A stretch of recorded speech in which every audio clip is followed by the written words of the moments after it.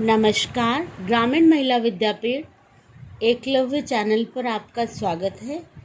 कक्षा 12 पाठ 4 है, विषय समाजशास्त्र।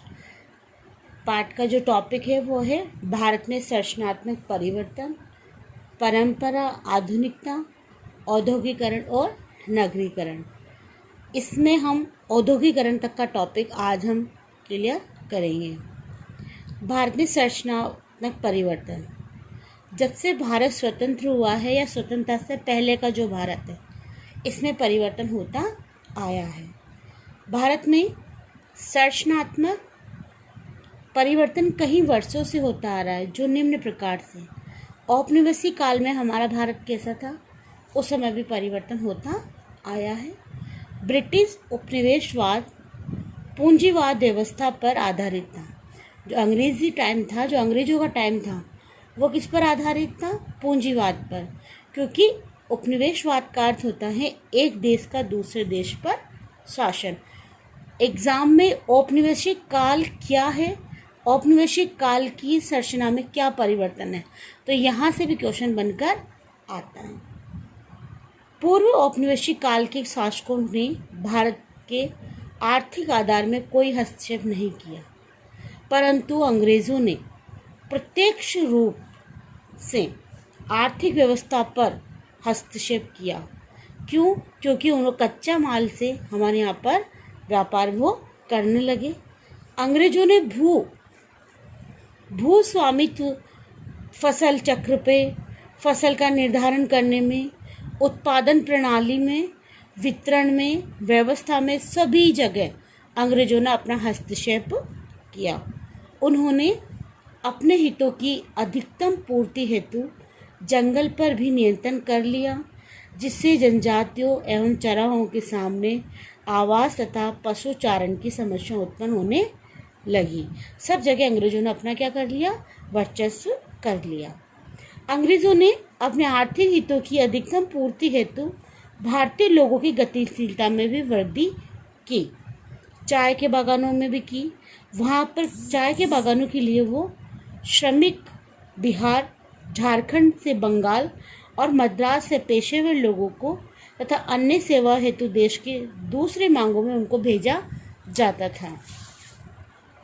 अब परंपरा, आधुनिकता। औपनिवेशिक काल में अंग्रेजों ने हमारे भारत की पूंजीवादों को ही डिस्टर्ब नहीं किया, उन्होंने हमारी आर्थिक व्यवस्था को भी छेड़ा है। अब आता है परंपरा, आधुनिकता। परंपरा, आधुनिकता क्या है? परंपरा, आधुनिकता। परंपरा एवं आधुनिकता व्यवहार में एक दूसरे की विपरीत है अर्थ वाली अवधारणा मानी जाती है। समाज के विकास में इन्हें दो ध्रुवों की भांति माना जाता है। परंपराएं कभी समाप्त नहीं होती, आधुनिकता आज की है। सामान्यतः परंपरा समाज आधुनिक समाजों को सामाजिक, आर्थिक, सांस्कृतिक, बौद्धिक, राजनीतिक, शैक्षणिक आदि क्षेत्रों में अनुसरण करती है। परंपरा, परंपरा क्या है? परंपरा का संबंध क्या है? यहाँ से भी लघुत्रात्मक क्वेश्चन 2 नंबर का एग्जाम में हमेशा पूछा जाता है। परंपरा का संबंध प्राचीनता से है।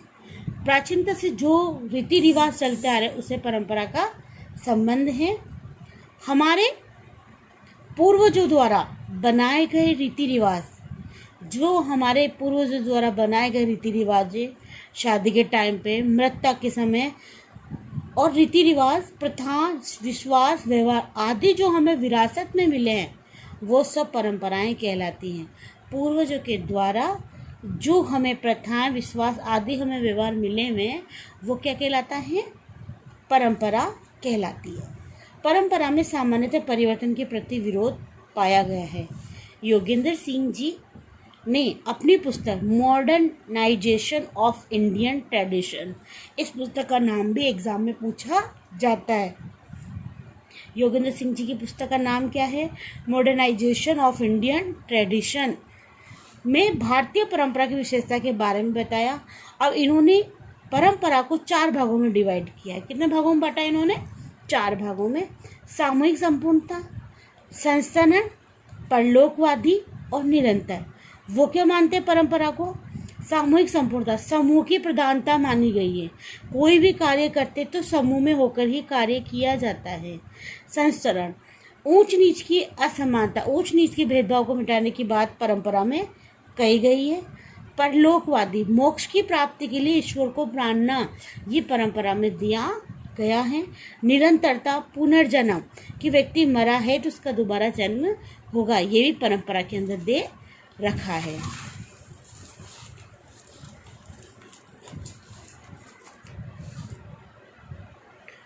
भारतीय समाज ने परंपरा के प्रकार, अब इन्होंने भारतीय समाज में परंपरा के प्रकार क्या है, यहाँ से भी क्वेश्चन बनता है। भारतीय समाज में परंपरा को दो भागों में डिवाइड किया, प्रत्यक्ष और संरचनात्मक परंपरा। प्रत्यक्ष में ये वो परिवर्तन हैं जो समय समय पर हमारी परंपराओं में हुए, जैसे जैसे बौद्ध आर्य समाज में हुए, ब्रह्म समाज में आदि अपने भारतीय परंपरा में परिवर्तन करता है। संरचनात्मक परिवर्तन, भारतीय सामाजिक संरचना में पर संस्कृतिकरण, वह अब यहाँ से क्वेश्चन बनता है। संरचनात्मक परिवर्तन में भारतीय समाज में जो परिवर्तन है, पर संस्कृतिकरण किसे कहते हैं और सात्विकरण किसे कहते हैं, ये अति के क्वेश्चन, अति लघुरात्मक क्वेश्चन नहीं है। यहाँ से 1 नंबर का जो क्वेश्चन है वो बनता है। पर संस्कृति किसे कहते हैं, वह प्रक्रिया जिसमें एक संस्कृति के प्रतिमान रीतियाँ दूसरी संस्कृति में ग्रहण कर लेती हो, तो वो क्या कहलाता है, पर संस्कृतिकरण कहलाता है। वह प्रक्रिया, दोबारा से सुनना परिभाषा, वह प्रक्रिया जिसमें एक संस्कृति के तत्व या प्रतिमान या रीतियाँ दूसरी संस्कृति को ग्रहण कर लेती हैं, तो वो संस्कृतिकरण कहलाता है। सात्विकरण, वह प्रक्रिया जिसमें एक संस्कृति के तत्व या रीतियाँ अपना अस्तित्व खोकर दूसरी संस्कृति में विलीन हो जाती है। इसमें तो पर संस्कृति में तो एक संस्कृति दूसरी संस्कृति में मिल जाती है, और इसमें दूसरी संस्कृति में क्या हो जाती है, विलीन हो जाती है, तो क्या कहलाता है, सात्विकरण कहलाता है। अर्थात हमारी सामाजिक संरचना में परिवर्तनों को स्वीकार करने का संरचनात्मक प्रावधान विद्यमान है, जिसमें बदलाव में कोई रुकावट नहीं आती। एक संस्कृति दूसरी संस्कृति को अपनाती है तो वो सात्विकरण कहलाता है, या एक दूसरी संस्कृति द्वारा ग्रहण की जाती है तो वो पर संस्कृति कहलाया जाता है, और विलीन हो जाती है वो क्या कहलाया जाता है, सात्विकरण कहलाता है। अब आता है आधुनिकता। हमने परंपरा को समझ लिया, नेक्स्ट हमारा टॉपिक है आधुनिकता। आधुनिकता सोचने समझने के विशिष्ट दृष्टिकोण है जो तार्किक वैज्ञानिक होता है, और क्या वैज्ञानिक दृष्टि से सोचने समझने की क्या है, सोचने समझने की एक विशिष्ट प्रक्रिया है। योगेंद्र सिंह ने आधुनिकता को 4 लक्षण बताए। एक तो व्यक्तिवादिता, समानता, परिवर्तन के प्रति आस्था और धर्म निरपेक्षता। आधुनिकता एक दृष्टिकोण होता है जिसमें जीवन के प्रत्येक क्षेत्र में गतिशीलता पाई जाती है। ये गतिशीलता हमारे धार्मिक, आर्थिक, राजनीतिक, प्रशासनिक जीवन के चिंतन तथा सोचने समझने के तरीकों में दृष्टिगत होती है। ये दृष्टिकोण आधुनिकीकरण की प्रक्रिया परंपराओं से परे जाकर ऐसे समाजों की संस्कृति मानी गई है या ऐसी संरचना मानी गई है जो प्रशस्त करता है जिन्हें हम आधुनिक समाज कहते हैं। औद्योगिकरण एक प्रक्रिया जिसमें वस्तुओं का उत्पादन हस्त उपकरणों के स्थान पर निर्जीव शक्ति द्वारा संचालित मशीनों के आधार पर किया जाता है। शक्ति संचालित मशीनों का प्रयोग न केवल कारखानों अपितु यातायात, संचार, परिवहन तथा खेती आदि में भी औद्योगिकरण का कार्य किया जाता है।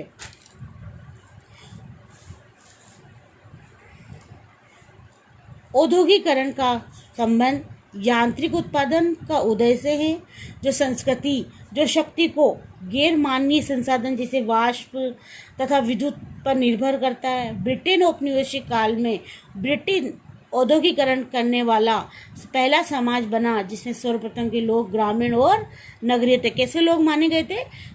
ग्रामीण और नगरीय। सन 1800 में से 10,000 की आबादी वाले कस्बों द्वारा शहरों में कुल जनसंख्या 20% लोग निवास करते थे 1900 तक आते आते ये लोग कितने रह गए, 74% लोग रह गए। अब आता है हमारा नेक्स्ट टॉपिक, औद्योगिकरण का भारतीय समाज पर क्या प्रभाव पड़ा। ये विशेषकर ब्रिटेन जब तीव्र औद्योगिकरण की राह पर अग्रसर था, उस समय भारत ब्रिटिश उपनिवेशवाद था। अतः भारत पर ब्रिटिश औद्योगिकरण का प्रभाव पड़ना स्वाभाविक था। क्यों? क्योंकि उस समय एक देश दूसरे देश पर क्या कर रहा था, व्यापार कर रहा था, तो औद्योगिकरण आना संभव था। भारत में सस्ते कपड़े, मशीनें, निर्मित औजार, निर्बाध आयात, ब्रिटिश नेतृत्व वाले उद्योगों की स्थापना ने देशी ग्रामीण उद्योगों को नष्ट प्राय कर दिया। प्रारंभ में ब्रिटिश औद्योगिकरण का आश्चर्यजनक ढंग से भारत को नकारात्मक प्रभाव देखने को मिला है। भारत के कुछ क्षेत्रों में विऔद्योगीकरण हुआ। भारत के परंपरागत औद्योगिकरण के कारण केंद्रों का क्या हो गया, पतन हो गया। सूरत में, ढाका में, तंजौर में, मुशीराबाद में, मसूलीपट्टनम का मैनचेस्टर प्रतियोगिता का चलते अस्तित्व बिल्कुल क्या हो गया बेटा, कमजोर हो गया। औपनिवेशिक काल में तो पुराने शहरों और उनकी व्यावसायिक गतिविधियां टफ पड़ने लगी और अस्तित्व क्या हो गया, उनका कमजोर हो गया। उनकी जगह औपनिवेशिक काल ने ले लिया और शहरों का दृढ़ प्रभाव विकास हुआ। ब्रिटिश भारत के में कोलकाता पहला ऐसा देश नगर बना जहां सन 1690 में जोब चार्नक नाम के अंग्रेज ने व्यापार में हुगली नदी के किनारे तट पे गांव में कोलकाता, गोविंदपुरा तथा सतानु व्यापार के केंद्र बनाने के लिए पट्टे लिए थे। हुगली क्या है, चोरनोक नदी के पास में एक नदी का नाम है हुगली। यहाँ से भी प्रश्न आता है। 1698 में फोर्ट विलियम की स्थापना हुई। प्रश्न आ जाए फोर्ट विलियम की स्थापना कब हुई थी, तो 1698 में। रक्षा हेतु ठिकाने का विकास हुआ उद्देश्य से की और कहीं इस प्रकार के इस नगर का विकास होने लग गया। भारत में 1851 में असम में चाय उद्योग का प्रारंभ हुआ। कहाँ हुआ था, असम में। 1903 तक उपलब्ध सूचनाओं के आधार पर असम में 4,79,000 स्थायी और 93,000 अस्थायी लोगों को चाय के बागानों में काम करना रखा। असम ने अपनी इतने लोग कार्य हेतु उपलब्ध नहीं थे, तब बागानों का अस्तित्व कैसा हो गया, कमजोर हो गया।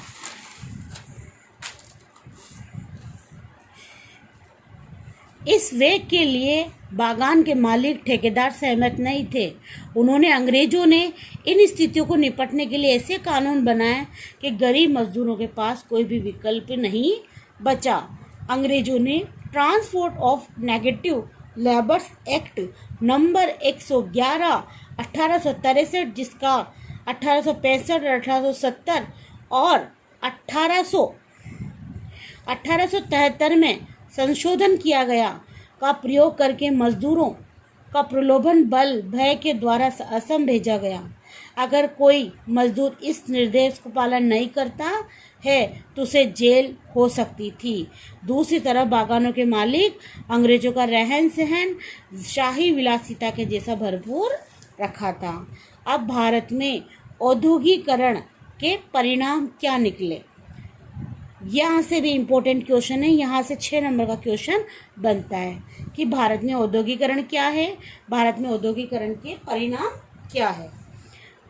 उत्पादन का व्यापारीकरण हुआ, जीवन निर्वाह अर्थव्यवस्था समाप्त हो गई, मशीनी उत्पादन की प्रधानता बढ़ी, खेती पर निर्भर श्रमिकों का अनुपात में गिरावट आई, नगरीकरण में वृद्धि हुई, शिक्षा का प्रचार प्रसार बढ़ा, जीवन के विभिन्न क्षेत्रों में तकनीकी एवं विज्ञान में प्रयोग में वृद्धि हुई, लोकतंत्र का विकास एवं प्रसार हुआ।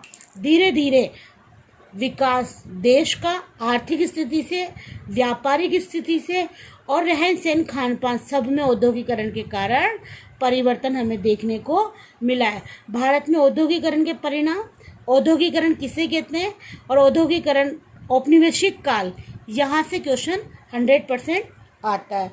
तो औद्योगिकरण के परिणाम है जो आप अच्छे से याद कर लेना। व्यापार में परिवर्तन हुआ, अर्थव्यवस्था में हुआ, मशीनी के कारण प्रधानता हुई, श्रमिकों का अनुपात में गिरावट आई, नगरों का विकास हुआ, नगरों में वृद्धि हुई, शिक्षा का प्रचार प्रसार हुआ। ये सारे परिवर्तनों के कारण, परिणामों के कारण औद्योगिकरण का क्या हुआ, विकास हुआ।